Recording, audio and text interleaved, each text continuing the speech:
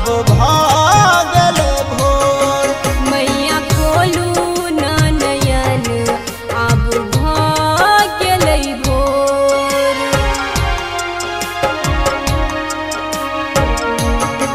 चिड़ै चुनमुन कर लागल मैया गाम घर में शोर।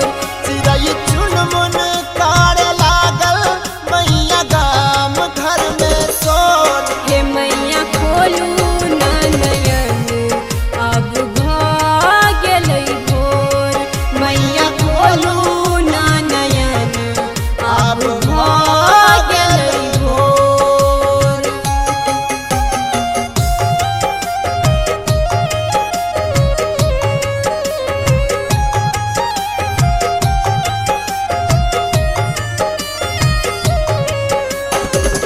पूजा करेला भक्त लेने अछि डाला।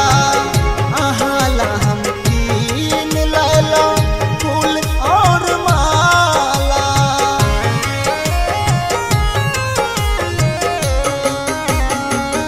पूजा करेला भक्त लेने अछि डाला। अहाला हम कीन लैला अरहुल के माला। बाट जोहिते मैया नयन भेल विभोरे। बाट जोहिते मैया नयन भेल विभोर। चिड़ै चुनमुन कर लागल मैया गाम घर में शोर। हे मैया खोलू ना नयन अब भागल भोर। मैया खोलू ना नयन अब भागल भोर।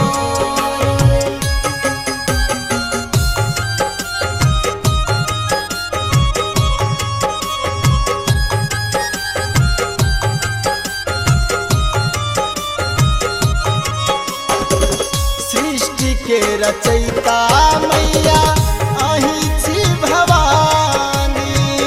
केओ कहे दुर्गा मैया कहे के शिवानी।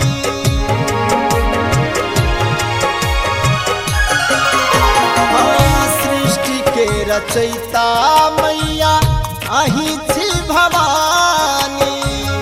केओ कहे दुर्गा मैया कहे क्यों शिवानी। घर अनार हमर कदिया जोर। घर अनार हमर कदिया जोर। चिड़ै चुनमुन कर लागल मैया गाम घर में शोर। हे मैया खोलू ना नयन अब भागल भोर। मैया खोलू ना नयन अब भागल भोर।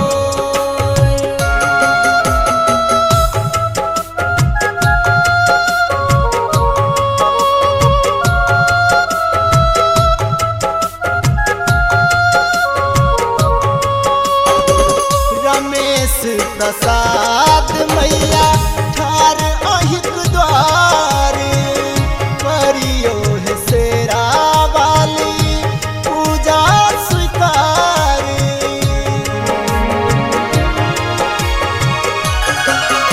हाँ, रमेश प्रसाद मैया ठार अहिक द्वार। करियो है जोता वाली पूजा स्वीकार। गायक सुनील पाल मैया कहे कल जोएर। तू से सुनील पाल मैया कहे कल जोएर।